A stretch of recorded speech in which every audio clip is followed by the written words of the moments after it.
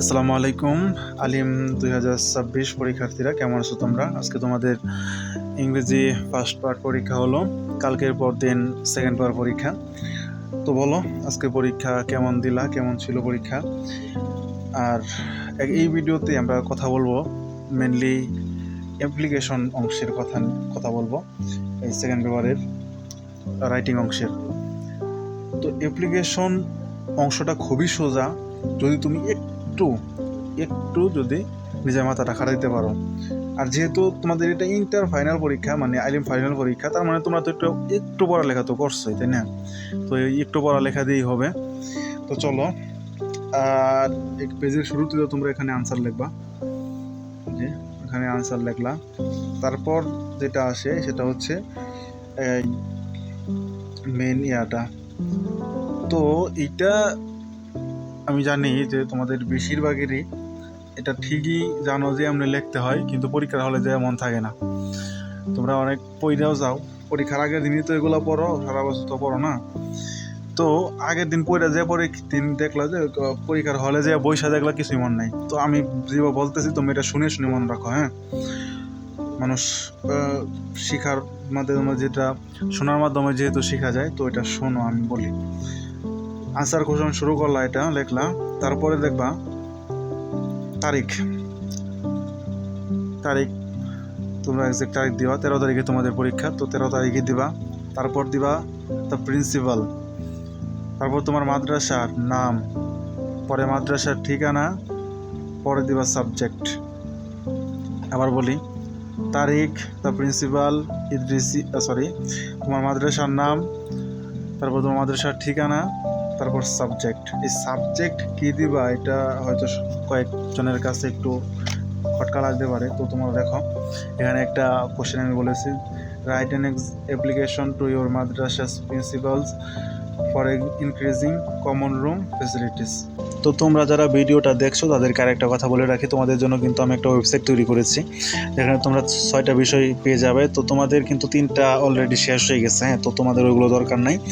কালকের পরের দিন সেকেন্ড পার্ট পরীক্ষা। তো এখানে আমরা চলে যাই, আর্টিকেলটি প্রবেশ করো। এখানে তোমরা অনেক কিছু দেখতে পারো। তো তোমাদেরকে আসলে এক্সপ্লোর করা একটু। এখানে দেখো প্রথম পেজে আর্টিকেলের রুলসগুলো দেওয়া আছে, নিয়মগুলোতে ক্লিক করলে তোমরা এখানে কিন্তু প্রত্যেকটা রুলস পেয়ে যাবে। আমি যেটা বলছি আর কি, যে এন এর রুল ব্যবহার, তার ব্যবহার, আর্টিকেল না বসানোর ব্যবহার, কমিশন অফ আর্টিকেল আর কি। তো এখান থেকে যদি তোমরা শুধুমাত্র একবার দেখে দাও, যেহেতু তোমরা ফাইনালে পরীক্ষা দিবা, তার মানে তোমাদের এগুলো অবশ্যই দেখা আছে, একবার করে দেখা আছে। তো তোমরা এখানে যদি আরেকবার করে দেখো, তাহলে কিন্তু সব তোমাদের ক্লিয়ার হয়ে যাবে। আর এখানে সবচেয়ে ইন্টারেস্টিং বিষয় যেটা আছে, ধরো তোমাদের ওই ভ্যালুগুলো দেখালে হয় আর্টিকেল থেকে তোমরা সব বুঝে যাবা। এখান থেকে একটা প্র্যাকটিস শিট দেওয়া আছে, এখানে অনেকগুলো প্র্যাকটিস দেওয়া আছে। তো আমি এটা দিয়ে দেখাই আর কি মূল বিষয়টা। এই ধরো তুমি আনসার করতেছো, এস নাম্বারে এসে তোমার মনে হলো যে এস নাম্বারটা তুমি পারছো না। তো তুমি যদি এস নাম্বারটা নিয়ে বই খুলে দেখো, তাহলে কিন্তু তোমার আই যে এই দুইটা কিন্তু দেখা হয়ে যাবে। তার মানে তুমি কিন্তু একটা নজর দিয়ে ফেলবা, অথবা তোমার মনের মধ্যে এসে যাবে যে আই আনসারটা যে আনসার, এটা তো পরবর্তীতে কিন্তু তুমি আর ভাববা না।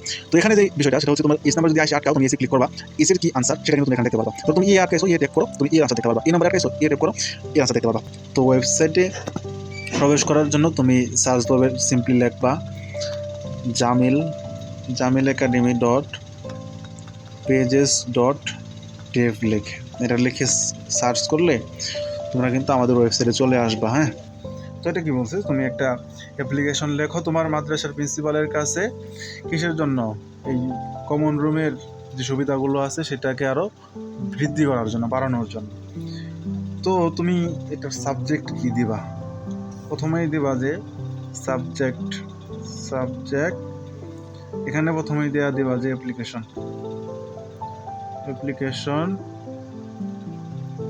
অ্যাপ্লিকেশন দিলে তুমি এখান থেকে দিতে পারো যে application for increasing common room facilities, এটুক দিয়ে দিলেই তো হচ্ছে, আর কিছু তো দেওয়ার দরকার নাই। তো আশা করি বুঝতে পারছো, একটু অর্থের দিকটা খেয়াল রাখবা, তাইলে আশা করি এটা কভার হয়ে যাবে। তো দেখো, শুরুটা তো কমন একদম, ডিয়ার স্যার দিয়ে শুরু করো। হুজুর দিয়া তো আর বলতে পারবো না, স্যার দিয়ে শুরু করো।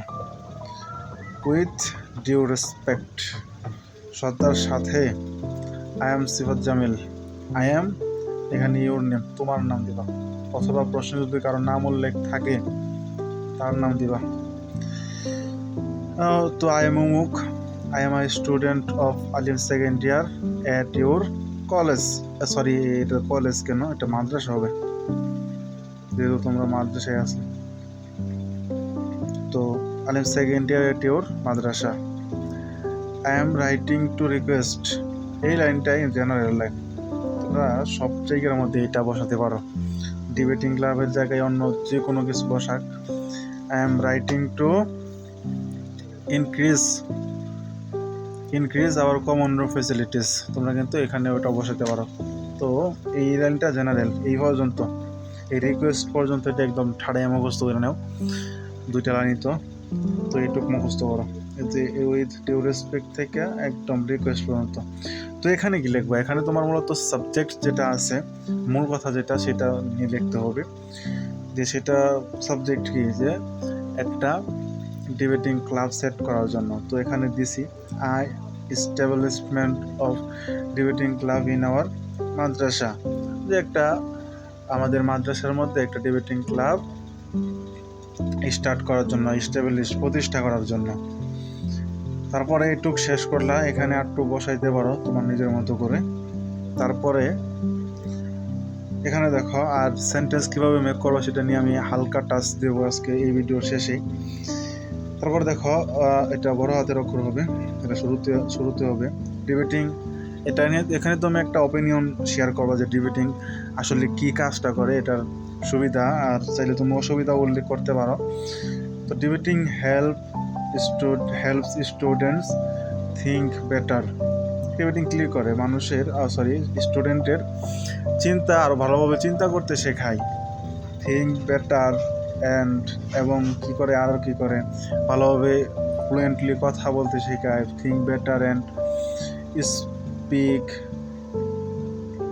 স্পিক ওয়েল দেওয়া যায়, ফ্লুয়েন্টলি দেওয়া যায়, যে কোনোটাই দেওয়া যায়। তারপর এখানে তোমরা আরও 2-1টা শব্দ বানাইবা। কি বানাইতে পারো, ধরো এখানে তোমরা লেখলা যে it gives us a chance to share our ideas, our think, অথবা আমরা যা জানি, আওয়ার লার্ন, যে কোনো কিছুই তো তুমি এখানে বসাইতে পারো। আর এখানে মূলত একটু সতর্ক থাকবা যাতে সেন্টেন্সের স্ট্রাকচার ঠিক থাকে, ঠিক আছে? তো এখানে তুমি তোমার অপিনিয়ন শেয়ার করলা। এই যে এটি আবার দেওয়া লাগবে না, এটি আমি তোমাদের বোঝানোর জন্য দিচ্ছি, এটা দেওয়া লাগবে না এবার। তো প্লিজ কনসিডার দিস রিকোয়েস্ট, অবশ্যই দয়া করে আমার এই অনুরোধটা একটু বিবেচনা করে দেখবেন এবং আমাদের এলাও করবেন। কি এলাও করবেন, এটা কিন্তু এই যে এইটুকু কিন্তু জেনারেল লাইন, হ্যাঁ, জেনারেল লাইন এইটুকু মুখস্থ করে নাও। তারপরে as to start a debating club in our madrasa, আমাদের কিসের অনুমতি দিবেন, যে একটা ডিবেটিং ক্লাব কিন্তু প্রতিষ্ঠা করার অনুমতি দিবেন। তারপর এখানেও একটা general line, thank you for your consideration and time, ঠিক আছে? Thank you for your consideration and time. তারপরে এটা জেনারেলি লিখবা, ইউর ফেইথফুলি সিরাজ জামিল, এবং শেষে রোল টুকু লিখে দিবা, তাহলে কিন্তু এটা কমপ্লিট হয়ে যাবে। তারপর আশা করি, আর সেন্টেন্স মেক করার ক্ষেত্রে তোমরা অবশ্যই একটা জিনিস খেয়াল রাখবো, সেটা হচ্ছে স্ট্রাকচার যেন মিস্টেক না হয়। তোমরা প্রথমে সাবজেক্ট প্লাস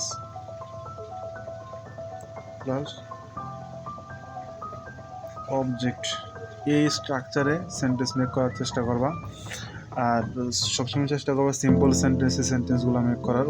কমপ্লেক্স বা কম্পাউন্ড সেন্টেন্স করবা না, বলতে একটু বিরত থাকবা কমপ্লেক্স এবং কম্পাউন্ড সেন্টেন্সের ক্ষেত্রে।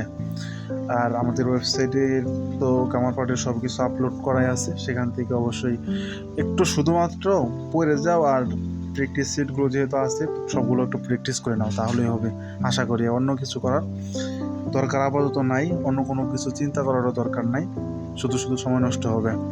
তো আজকের ভিডিও পর্যন্তই, ভালো থাকো, সুস্থ থাকো, আল্লাহ হাফেজ।